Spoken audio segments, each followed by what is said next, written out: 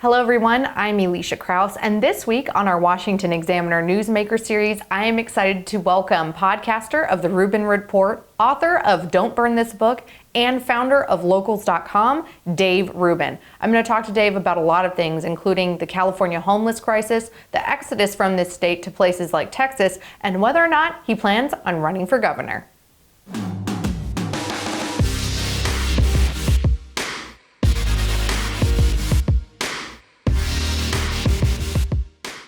Dave, it's good to see a fellow free thinker again. Thanks so much for joining us today. Alicia, is this even legal? I mean, we're both in Los Angeles, within miles of each other. We're communicating freely without authorization from Gavin Newsom. Could we be in trouble?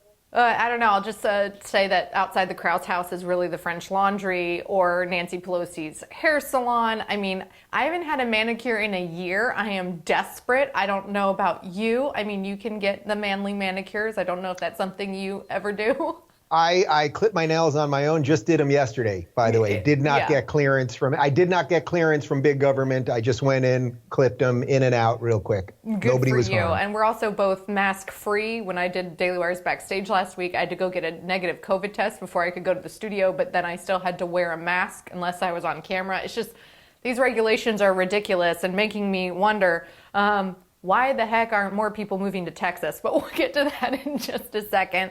A lot of Californians have reached out to me after the panel that I did on your show last week with the great Adam Carolla and Richard Grinnell and myself. People saying, you know, they'd love Carolla to run for office, but they're actually asking as well, have you considered running for office? If Adam Carolla is thinking of governor, maybe you could run for LA mayor? You know, I jokingly, at the height of the pandemic, so somewhere around May or June, I jokingly said on Fox News, well, I was half joking. I can't say it was a full joke, but I half jokingly said that I would run for governor if we recall Gavin Newsom, just as the recall was picking up some steam. Look, I think I've had a nice little niche. I've carved out something that's nice where I can explain ideas that I care about. I can interview people. I can talk about the things that I care about, and it's affected people, obviously, at some level, and I'm very happy with that. The unfortunate thing about politics is that you'd sort of have to be out of your mind to want to go into politics. You know, part of the problem, I think, generally for conservative or libertarian-minded people is we don't view politics as everything, as the sum totality of our world. So the idea that I would want to get into politics, the very thing that I want to restrict, I mean, I want to get politics out of the way. That's what I talk about more than anything else. That's what I wrote a book about. That's what I care about. So what happens, unfortunately, in politics is you get a bunch of people who believe that the levers of power that they can pull by being politicians are always the answer. And in many ways, I think that's the problem. So that's why you don't, or you rarely get a good crop of more liberty-minded politicians. The important thing is that we get rid of Newsom. Is California, though, ready to go back to sanity, or are we going to recall the guy and then either just reelect him or bring in someone worse? I mean, anything's possible in this banana state. So speaking of, you know, the sanity, what three things, or are there a couple of things that you think that the Republican Party can do here in the state that would have bipartisan appeal? Well, bipartisan appeal, I mean, that's tough because there's so little that crosses the aisle. Because in effect, right now, we have sort of the last remnants of capitalism represented by the Republican Party versus this woke socialist thing. So I don't know that there's much that's bipartisan. If I was running, I would absolutely run on cut taxes for everyone, period. Mm-hmm. We don't necessarily have to have no state income tax like they have in Florida and Texas, the places that people are going to, but cut taxes for everyone. You'd have to be psychotic to open up a business in California, not only because of the taxes, but now because of rolling lockdowns, where at any point you could open up a restaurant. Not only are you taxed very high, and we know that in the best of times, something like 90% of restaurants fail in their first year. Well, now you would also have the risk that the government can come in and shut you down every time. So I would say cutting taxes, number one. I would say school choice, number two. And again, I don't know that this is bipartisan because the lefties don't like it. You would think that they would want more options in schooling, more charter schools, more opportunity for the parents to say, oh, this is where I want my kid to learn, and I don't want them to go to this failing school. I would say those would be a big two. And then, of course, we have to do something about the homeless situation here. which I think the first one, by lowering taxes and getting businesses up and running again, I think that in turn would help with the homelessness situation. But there's a lot that needs to be done with that. I mean, I've lived in LA. We moved here in February of 2013. So 2013. So I'm entering my 8th year this month.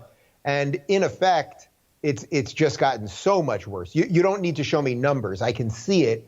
Yeah. Every time I get off the 405 or, the 101 or whatever. And let's be honest, voters tend to not really pay attention to those polls and those numbers and those statistics. They go off of what is in their paycheck or what school their kids are going to and how, what's happening in their immediate circle and whether or not they get off the 101, like Joe Rogan talked about, and there's a tent city or not. I'm a huge fan of downtown LA, and it was seeing a revitalization before COVID, especially the Flower Market district, which unfortunately butts right against Skid Row. And I mean, my husband often says if you blindfolded somebody and dumped them in Skid Row, they would think they were in a third world country. And it's a big problem that Garcetti has just utterly failed on. No, look, big government programs don't work, but don't take my word for it. Look at Los Angeles, look at San Francisco, look at Portland, look at Seattle, look at New York City. These are places where homelessness is out of control, where crime is out of control. Where drug use is out of control. Why is it not happening in places with more red or conservative leadership? There is a reason. These things are not disconnected. Now, the curious part about California, where we both live, is that for a long time, the lefties have been unable to realize that their voting patterns have a little something to do with why the state is so screwed up. I mean, look, even a guy like Bill Maher, who I would say is one of the last few, at least semi-decent liberals that we've got, he had Adam Schiff on, and Bill was complaining that all his Hollywood friends are moving, yet he seems unable to realize it's because of voting in far lefties like Adam Schiff. So I think people are starting to wake up. But, once you've gone down that lefty path, it's very hard to get out of it, because in many cases, you've called everyone you disagree with a bigot or a racist for so long that you don't suddenly want to be called a bigot or a racist. So you just kind of go down with the ship, as opposed to doing anything constructive and turning things around. But you got to have hope. So if we can recall this guy, Gavin Newsom, here in California, and it sounds like Cuomo's in a lot of trouble in New York, maybe we will see a return to something somewhat decent. So you mentioned Hollywood there. That leads into my next topic of conversation. Of course, we obviously know about the John Voights of the world, or the Robert Davis, and now the Gina Carano's, who have kind of come out of that conservative closet. And I know I hear rumblings from people that are executives or producers or hair and makeup artists that whisper to me the names of the fellow like-minded thinkers, by the way, that aren't even like always conservative or aligned with conservative values, but just aren't a part of that hardcore leftist woke mob, that are afraid to come to the dark side, so to speak. Who do you think might be the next person that we see just has enough that might come out of the conservative closet, so to speak? Oh, man. Well, I've got a couple Hollywood friends that are probably quaking in their boots listening to you ask that question, because nobody wants to be outed. But your question is good, because it's like, well, basically it's everyone versus woke. So a lot of these people in Hollywood right now, all they are is not woke. Now, they don't think of themselves as conservative yet. It's something like that. They may be on their way to the dark side, but they're not there yet. But in essence, it's usually something like, oh, I'm for low taxes, which now means you're a racist bigot. I'll give you an example of someone. I have a friend who is a multiple Emmy award-winning writer in Hollywood. He would explode if I mentioned his name, so I'm not going to do that. But this guy has worked in writers' rooms for about 30 years. He's written on great shows. He's assembled teams of writers on fantastic shows. He and his wife are leaving LA, and he's getting out of the business. He's in his early 60s, so he's still prime writing career in front of him. He's getting out because his last 2 shows were canceled within the first year, but not because he's not funny anymore. I mean, trust me, this guy is funny and he knows how to write. It's because the studios forced him to hire writing teams based on diversity, skin color, and gender and diversity. So you have to have a trans writer and an Indian writer and a black writer, whatever. No one's against those things in and of themselves, obviously. But you know what you want in a writer's room for a comedy show? You know what you want? Humor. You want funny people. Funny people. And he said, in essence, that every time they would start getting on a run, where back in the day, when a writer's room is cooking, it's awesome, it's just fun, and you're going back and forth, and you're one-upping each other and building and building and building.